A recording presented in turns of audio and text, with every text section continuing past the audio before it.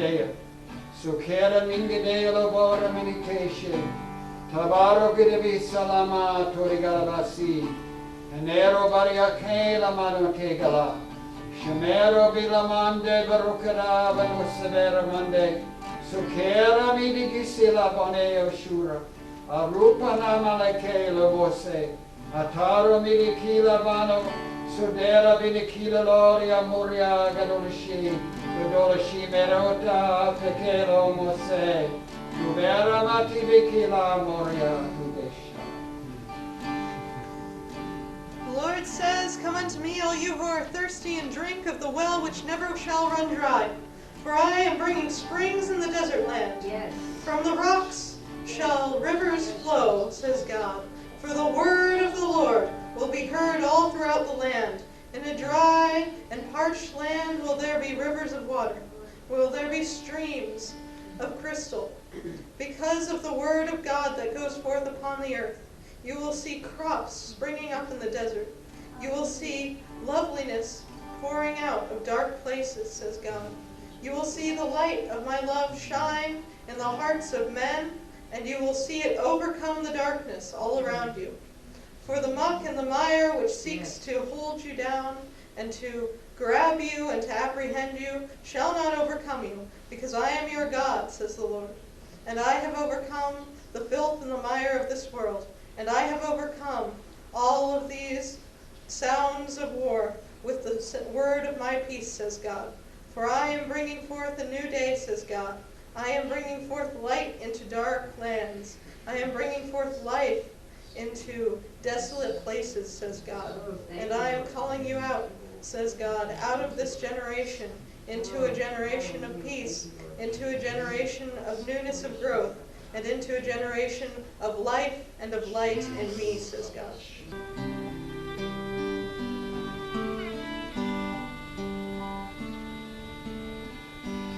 You are my strength when I am weak. You are the treasure that I see. You are my all in all. Seeking you as a precious jewel, Lord, to give up I'd be a fool. You are my all in all. You are my strength. You are my strength when I am weak. You are the treasure that I seek. You are my all in all. Seeking you as a precious jewel, Lord, I give up, I'd be a fool. You are my all in all. Jesus, Lamb of God, worthy is your name. Jesus, Lamb of God, worthy is your name.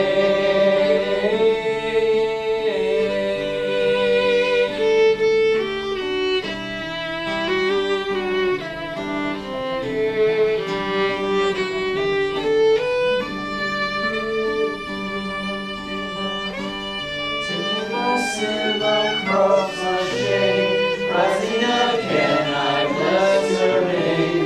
You are my all in all.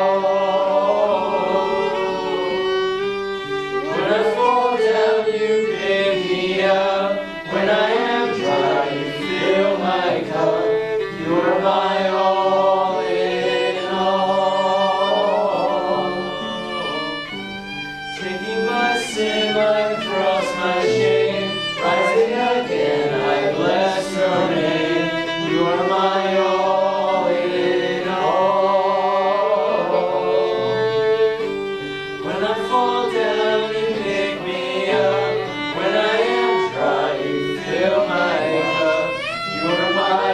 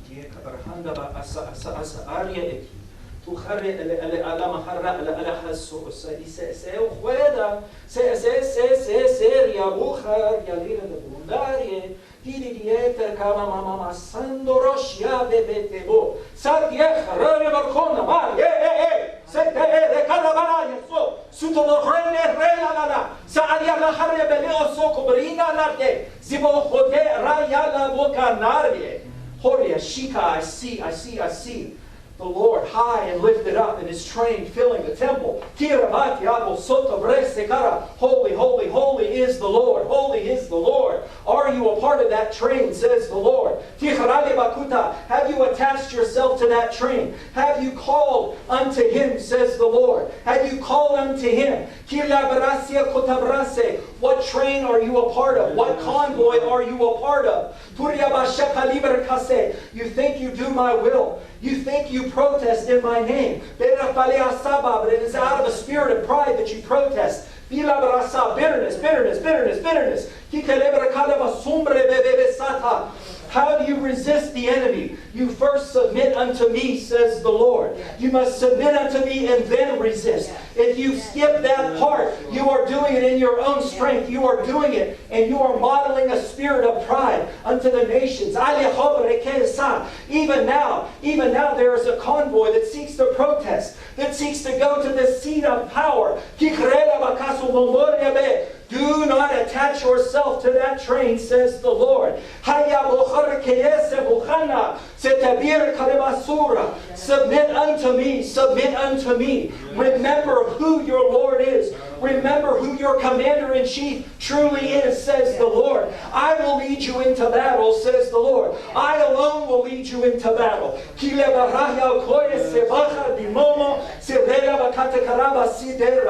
Look up, for your redemption draweth nigh. For when you look up, you will see me.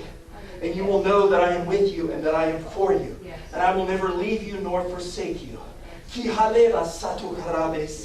Glory be unto the name of the Lord Jesus Christ, who was and is to come, from everlasting to everlasting. Holy, holy, holy is the Lord our God, who was and is to come. Let every knee bow and every tongue confess that you are Lord, to the glory of God the Father. Holy One of Israel. I shall defend, says the Lord. I shall defend, says the Lord. Watch and see on the mountains of Israel. I shall defend her.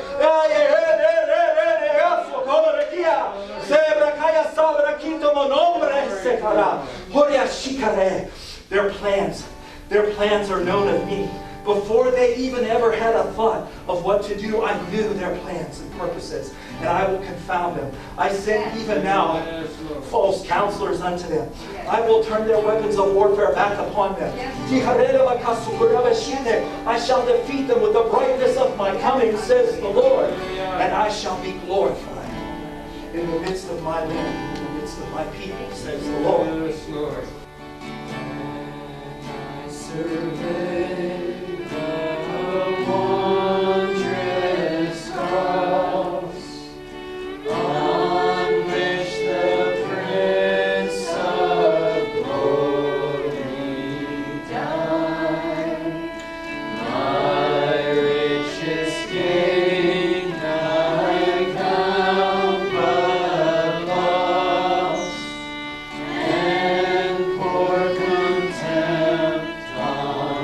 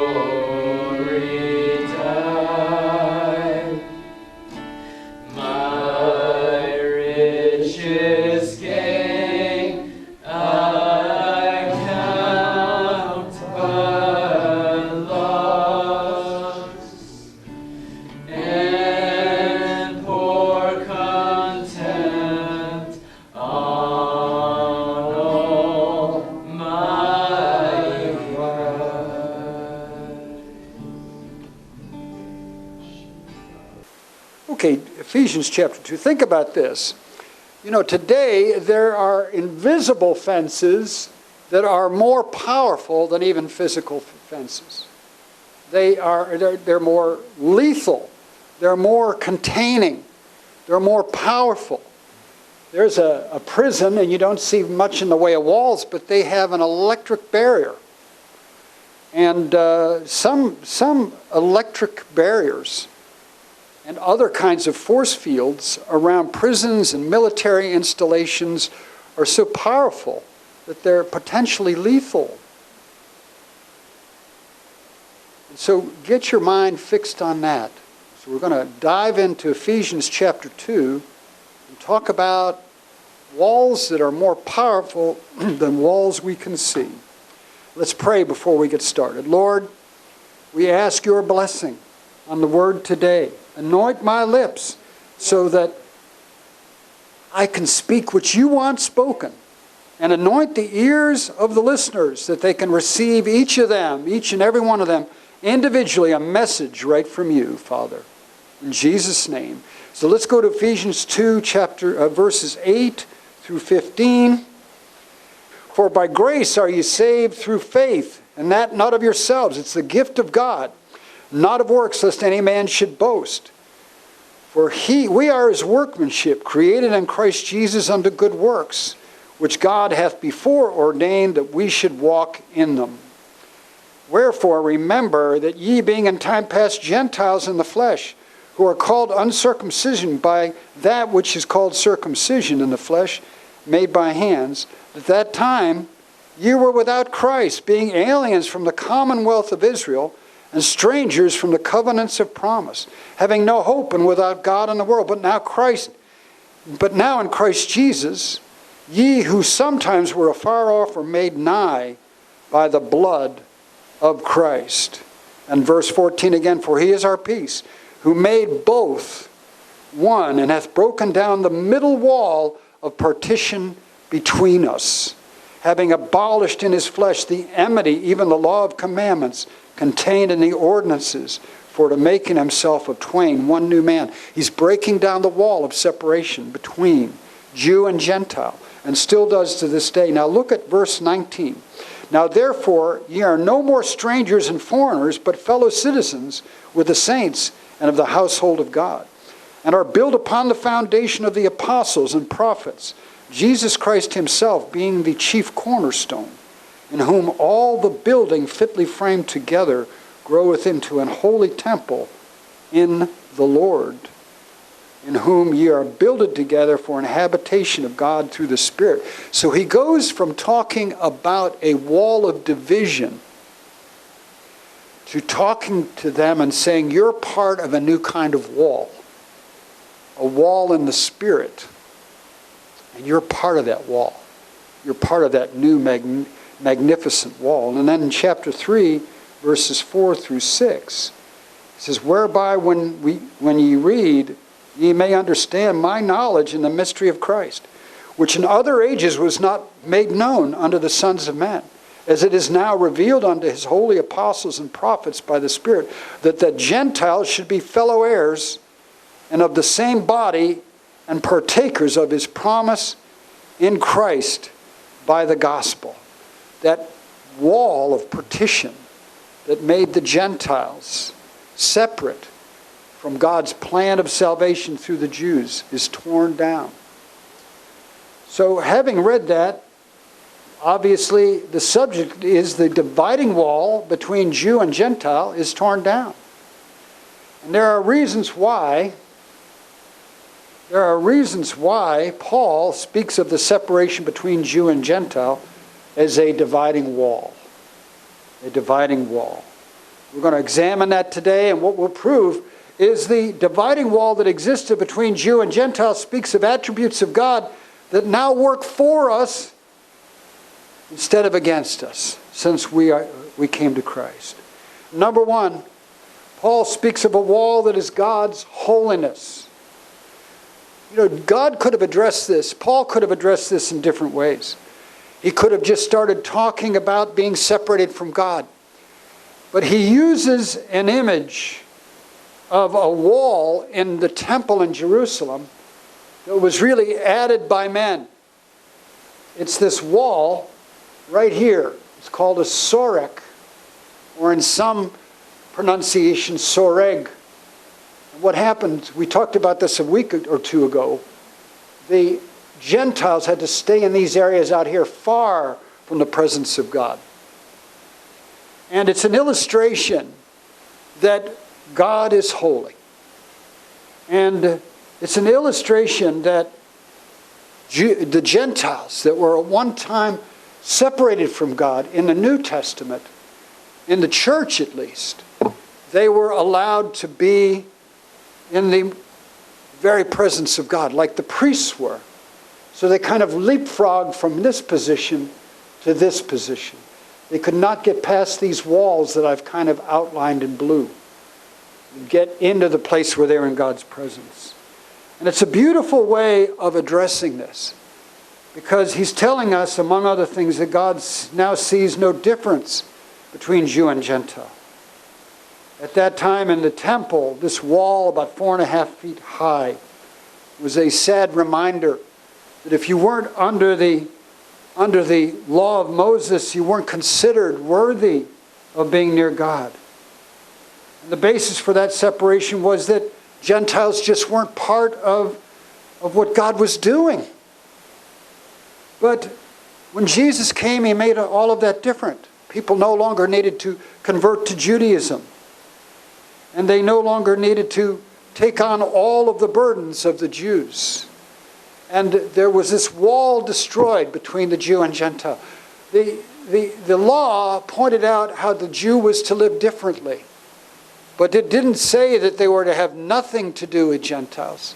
But some interpreted it that way, because they saw the things that the Gentiles did, how unholy and how ungodly they were. And the Gentiles looked at the Jew and they said, how artificial. What a burden to take on your life, to have to do these endless practices and endless rituals. But Paul says the law is not done away with. Basically, that's what he's saying. God's holy law is still true. Not the ritual, but the things that the ritual pointed toward.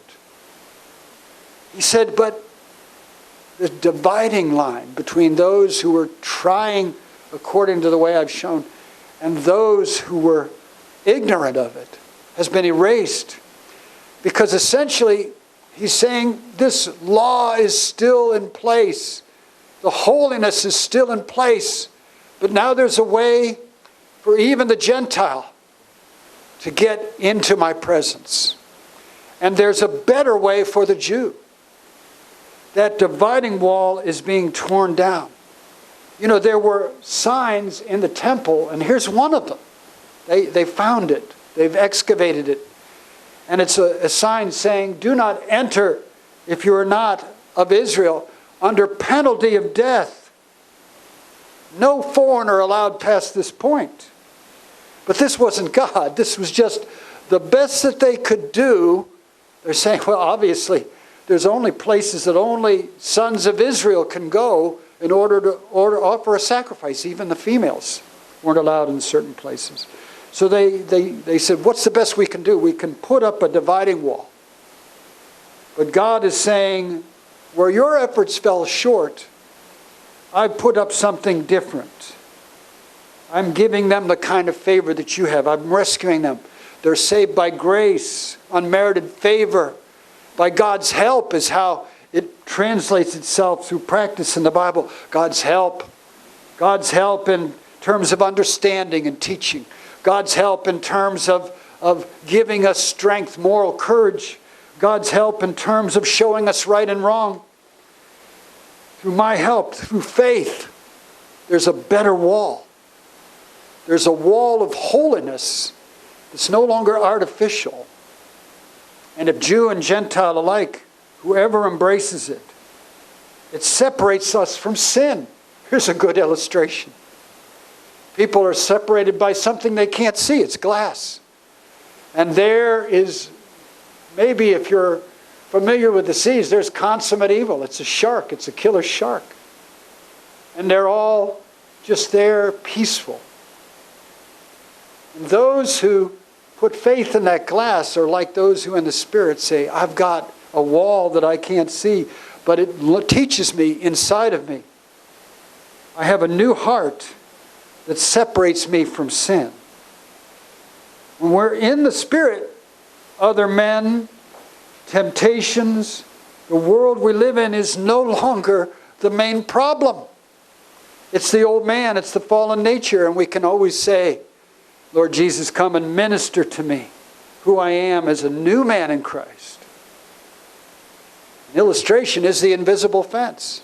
When you get too close to that invisible fence, you get a shock. There's something in your inner person, inner man or woman, that teaches you how to live for Jesus. And I think one great thing about the Bible is that, there's such a thing in the ancient world as trial by ordeal. You ever heard of that? Where they put two people in combat and the one who wins is considered right. Or they have two people go through an ordeal. Maybe it's walking through a field of fire.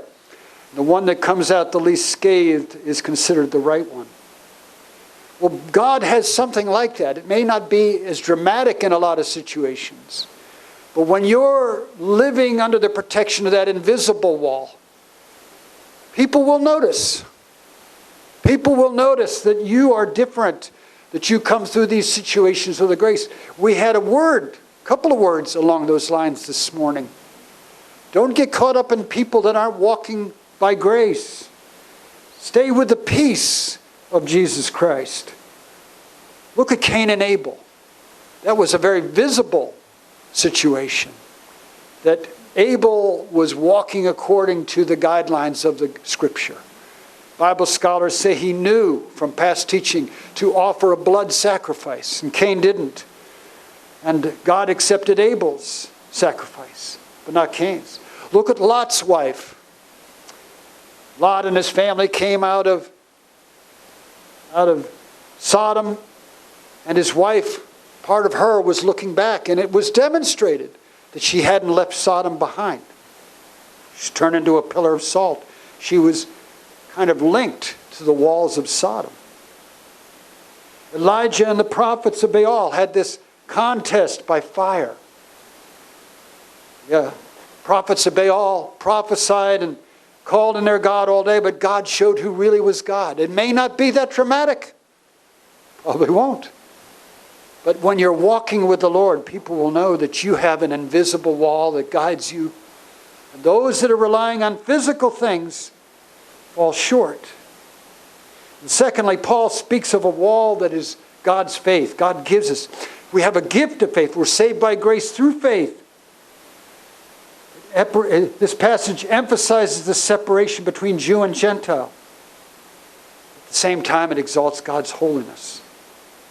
But that holiness is won through faith. We're saved by God's help, His wall of help that separates us from the evil, brings us together. It makes a meeting place for Jew and Gentile. All that will come into that place, that temple and the Spirit, have a unity. What's being said here is that there is something that embodies God's reverence and God's worship of God and His holiness being brought forth by faith. God's holiness is separation from all sin and evil. The law could not hedge us in from that. There was always the human will that needed to cooperate with the law. And it was just all too easy to look at the law and say, well, I don't think God's really serious about that. I don't think He's serious about this. We're seeing that run rampant today. Even people that are educated in religion, have doctorates, listened to widely, tell people don't take the Bible literally. They just say that you can skip out on part of that. Don't think that God speaks to you. Just try not to be too guilty. Try not to put a guilt trip on others. But they've thrown out the idea of listening to God. But God has said He'll give us a transformed heart. In Jeremiah 31:33 it says, I will put my law in their inward parts and write it in their hearts, and I will be their God and they will be my people. And that is talking about you and me, all that come to Jesus Christ. In the natural, you may want to sin so bad that you can get over a wall of stone, but it's a lot harder to get over a wall that God's put in your heart. When our heart is directed toward God, we have a wall that we have to get past. And a great demonstration of that in Scripture is in the books of Ezra and Nehemiah. I'm not going to make you word weary today, but those books are about building a wall around Jerusalem.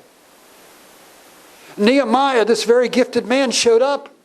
And shortly after he showed up, the people of God who were at the mercy of the nations around them and being attacked and being wearied, all of a sudden had a wall built up that protected them.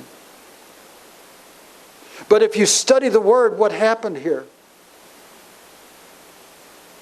God sent a man named Ezra to turn the people back to God, to heed as much as they could in the Old Covenant a law that was in their heart. And he said to them, he says out loud in Ezra 9:2, "For they have taken of the daughters of the Gentiles for themselves and their sons, so that the holy people have mingled themselves with the people of these lands. Yea, the hand of the princes and rulers have been chief in this trespass." A trespass means transgressing, crossing over a wall. And once they repented, Nehemiah comes in, and very shortly there's a physical wall. Because when we obey, people today, there's so much faith teaching. But you know, the greatest faith teachers always teach holiness too. A forgotten component in many cases of faith teaching is that God honors holiness. He honors the person who loves Him and walks with Him in holiness, who will be at it. You know, when you hear people like Tom, who's visited us, David Hogan, Mike Bruno, they talk about fellowshipping with God day and night, repenting when they lose some of that fellowship. David Hogan says, if I don't see miracles in a given week, I take hours and I say, God, is there something I'm doing wrong? He said, that's my benchmark, because that's my ministry. We all should have that. We should all want to be in that place where that inner wall, that invisible wall, is staying strong. We got to repair that wall. You know, a lady around 1900, and I know this has been shared pretty broadly after 9/11, she saw skyscrapers in the city of New York, in Manhattan. And there was no such thing at those times. I've studied them because I was an engineer. And there was like 5 and 6 and 8-story buildings, but there was nothing tall. And she saw these really high buildings that reached into the sky, and she saw God's hand, a wall of protection, being removed. And the buildings crumbling. She saw 9/11. And she said, God just took His hand away for a moment. We need to realize that we need God's hand of protection. We need holiness. We need to get back to the Bible. A lot of times we say, oh, that's the intellectuals playing around with the Word, you know. But it's unbelief. It's apostasy. And we have to get this nation back to the Bible. Once the Jews were freed of their divided hearts, the wall went up. In our own time, there was a lot of backsliding in World War II. Just because people were going here and there and mingling with people and were in bad situations. A young man, a young evangelist in 1949, had a lot of his friends go to brilliant seminaries like Harvard and Yale and other places. And they came back to him and they said, you know, a lot of the Word of God just is an allegory. He started to believe them. And he said, I started to feel that same way, and I started to think, how can I preach any longer? 1949. Billy Graham spent many sleepless nights getting it straight in his mind that he wanted a wall in his heart that was based on the inerrant Word of God. Once he got it straight, got an invitation to Los Angeles. And a mighty revival took place that lasted really for years in Los Angeles and New York and South Carolina and other cities. And then all over the world to some degree. And it launched maybe the greatest evangelistic ministry the world has ever seen for the next 70 years. Because his heart was aflame. It had a wall of fire.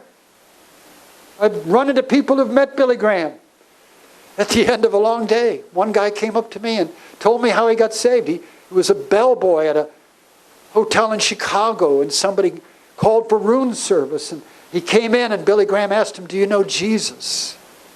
He prayed with him, and it changed his life. He had a hunger for souls because there was a wall, an inner wall that just convicted him. I've given you this gift.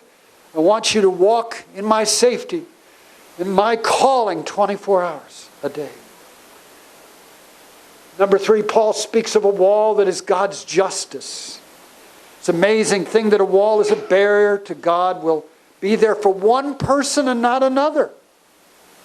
There's one person that passes through that electronic fence. Maybe they don't have a collar on, or maybe they shut down the power, and another person can't get through. And the Bible is also full of examples like that. Like Cain and Abel, like Lot's wife, like Elijah and the prophets of Baal. There's a story too about a man, a rich man, and a poor man named Lazarus.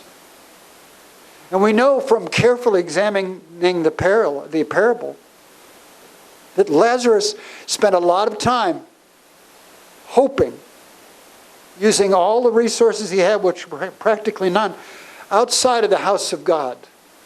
Because when they describe the rich man, he has robes like a priest. He has 5 brothers he wants to warn. He has a great house, his father's house. And he has 5 brothers that are, in actuality, the man who was high priest at the time, Caiaphas, had 5 brothers-in-law who also became high priest. And so it doesn't take a lot with the subject matter that Jesus is teaching to realize that Jesus is using something about what's happened to the priesthood. They don't really care to walk and be faithful in their calling. But poor Lazarus is doing all he can to stay near the one wall he knows. At that time, the wall he knew was there was the presence of God in the temple. And when eternity visits them, Lazarus makes it through, but the rich man doesn't. The walls of Sodom are another example. Lot and his family come out of Sodom, and they never look back, but Mrs. Lot does. And she's turned to a pillar of salt. There's something in her that was calling her back. She hearkened to it. She didn't have the newness of life that the rest of the family had. And Jesus quotes that parable. And he says to people, if you're on the rooftop, don't go down to get something out of the house.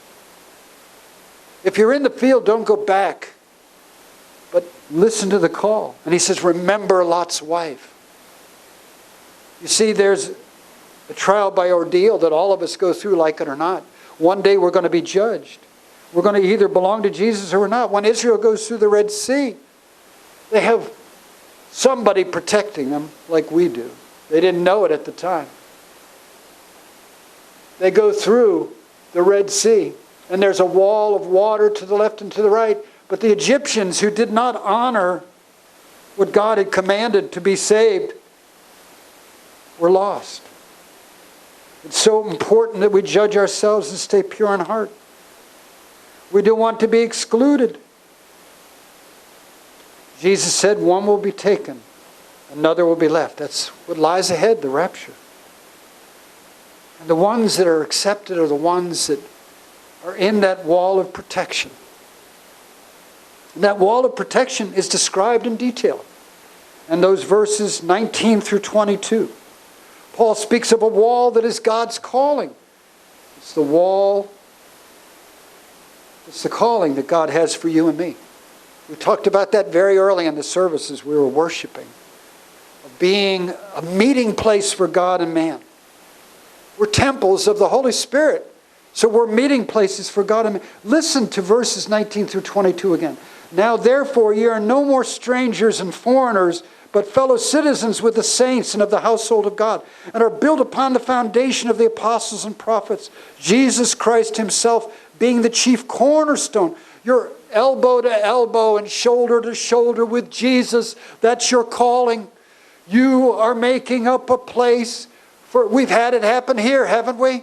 Somebody on a business trip, sometimes from the opposite end of the world, comes in and visits us, sometimes with their family. Sometimes there's several of them, and they get to be in God's presence. In whom all the building fitly framed together groweth unto an holy temple in the Lord, in whom also ye are builded together for an habitation of God through the Spirit. That's your job. You're part of the wall that houses God's meeting place. And when it's just you, brother or sister, then you go right ahead. You be a Jonathan. You take on the army that's coming against you. Do it all by yourself if you have to. If there's two or more, agree in prayer. Get that harmony going. And people will be around the presence of God. And boy, oh boy, as we've seen on the street on Friday nights, they are watching. And they are looking for something. A faithful wall.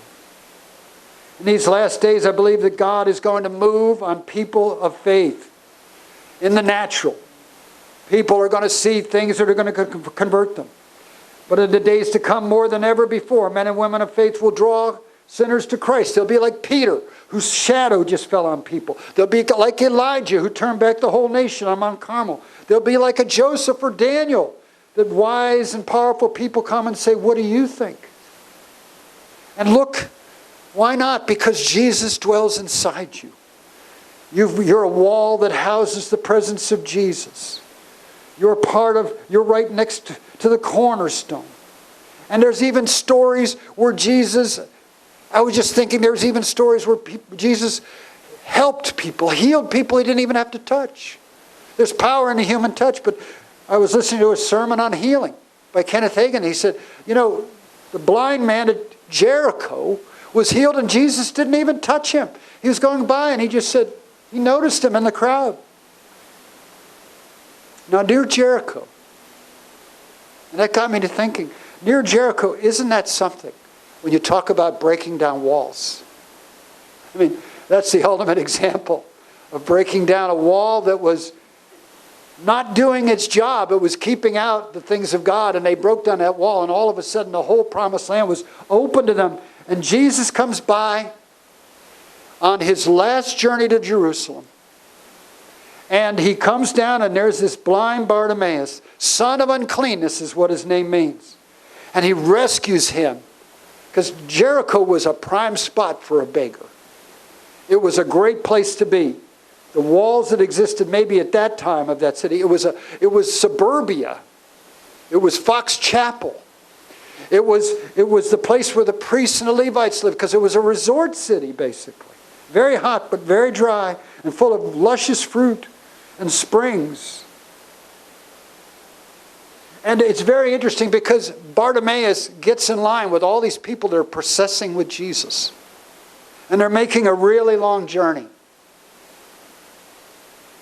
They're coming down, and I put picket fence pieces here to show you it's kind of an arc that comes down from way up here. Now there's something about that reminds me of going around the walls of Jericho. Jesus is about to tear down the old walls and make a way for the superficial to leave and for the real walls of the Spirit to come in. He goes by Jericho and the crowd goes up with him. And he gets to the Mount of Olives. And he looks over the walls of the city of Jerusalem and the walls of the temple, and they're serving their purpose, but they're falling short. And as he looks, he begins to weep. He says, Jerusalem, Jerusalem, the days will come upon you when your enemies will set up a barricade against you and surround you and hem you in on every side, and they will level you to the ground. They'll tear down your walls. And even the walls of the temple, and it happened within 40 years. And the retaliation of those who didn't want to receive that message. is that they kill Jesus and they put him behind walls that they've made, but those walls cannot hold him. And I love when they walk into the city of Jerusalem, they say, you got to catch this. They say, quiet your disciples. They're getting out of hand. And Jesus says, if they didn't speak, the rocks and stones would speak. Right?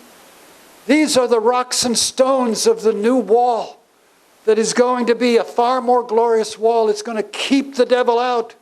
It's going to bring a place where people can meet with God wherever these people go. You know, I love the Crystal Cathedral. What an illustration. It's like a wall of light, walls of light, which is what we are. God's called us. We may go through trials by ordeal. There may be many days when you're thinking, I'm just so glad my wall is still standing. But God says, God is able to make you stand. To your own master you stand or fall. We have to keep that in mind. That Jesus came out of the tomb. He came out of a place where they tried to snuff out his light, where they tried to put him behind an artificial wall. And in the end, you have a gift of faith that God gave you. And by that faith that's a gift, you can get God's grace, his help, his unmerited favor, his help, his grace. He can strengthen you. He can give you endurance. He can teach you. He can instruct you. He can give you supernatural power where you need it. But have the faith to stand for him, to stand for the Word of God, to stand for that wall that has replaced the wall of division. Let's pray. Father, I pray that anyone hearing this broadcast, if they've never given their heart to Jesus, they would do so now. For you say, Lord, if you confess with your mouth the Lord Jesus, and believe in your heart that God raised him from the dead, you will be saved. For with the heart man believes unto righteousness, and with the mouth confession is made unto salvation. And Lord, I'm confessing. Say it with me, Lord, I'm confessing. And Lord, I'm believing. So I'm saved and I'm made righteous. And friend, if you said that prayer with us today, you've come into the kingdom of heaven. You've come into that place where you've got the invisible walls of God's kingdom around you. You've got fellowship with the Lord Jesus Christ. And let's pray. Let's just pray this prayer. Lord, we pray and we dedicate ourselves to being true to our calling, to being a meeting place for God and man. Walls of the Spirit that treasure and protect your precious anointing. In Jesus' name, amen and amen.